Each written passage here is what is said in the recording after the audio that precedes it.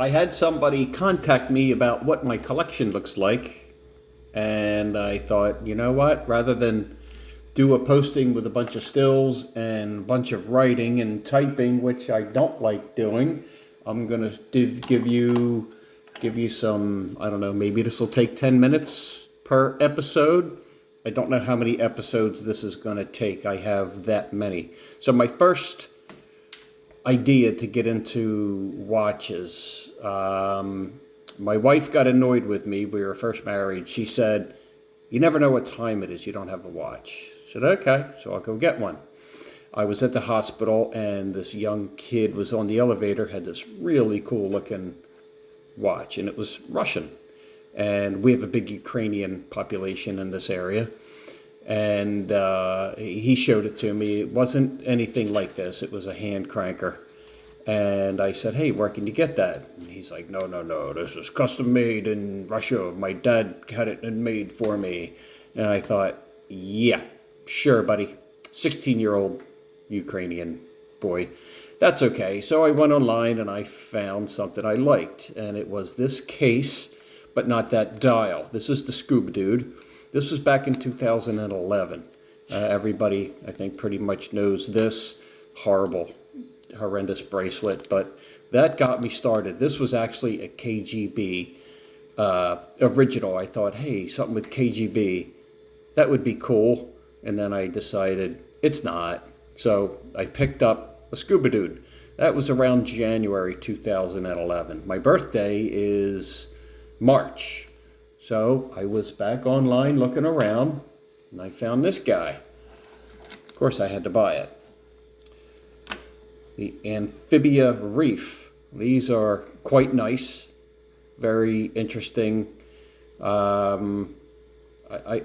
don't know too much about movement numbers, although I used to. This is all stainless steel with a decent bracelet. However, it is made in China. There's no way this came out of Russia. The movement did, and maybe the dial and the hands, but this did not come out of Russia. This is Chinese. The bezel action is really, it's, typical. It's sloppy, but I think these were $155 coming out of Russia and $15 in shipping. So I bought one for myself for my birthday, and it was really cool looking. So I started getting an interest in these, going online and going to eBay and all these other places. Where's my other one? Here, dummy. There it is. Then I found this on eBay. Another Amphibia Reef. This is a different color. Exact same everything. So this was my third Russian. These are kind of cool. They're a little chunky, but who doesn't like a chunky watch? Like I said, these are all made in China as far as the bracelet and the case. So that got me back online looking at some others, and I was active on the forums. And then there was, don't ask me the movement number, but it's a moon phase. They made 2,300 of these. Is it a Zim, I think? Don't quote me. It's a Zim moon phase. They made a limited edition of these. They had black and white and two different case styles. I'm not sure what this case style would be called. This is an aftermarket band. $49 these were from Russia. These have never been used, although this one's a little scratched up because I did pop the case back off of it to just take a look inside. And this was also 2011. I never wore it. It never left my box, my watch box. It's got that cool domed crystal, probably mineral glass, not acrylic or sapphire. For $49, I bought two.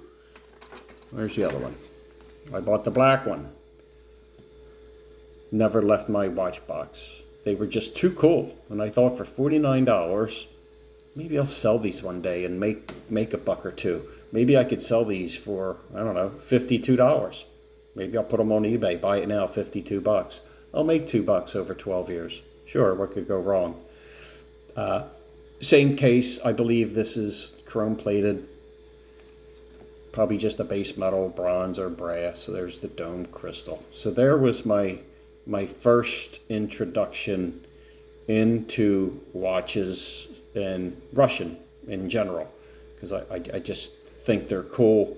And it was shortly after that that I got into reading about them and then realizing, well, they're not the greatest quality in the world and they do have issues. And they stop running on you. They just like, burp, locked up. So I said to myself, well, let's learn about fixing these.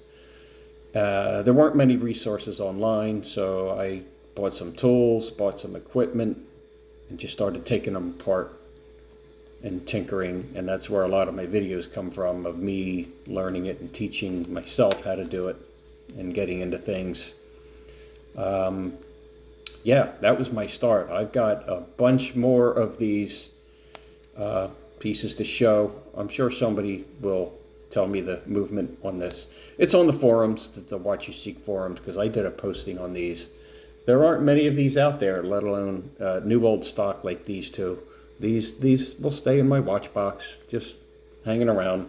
So there's 6.5 minutes of boredom for you. And I'm going to be making another one on what else I've picked up. So see you then.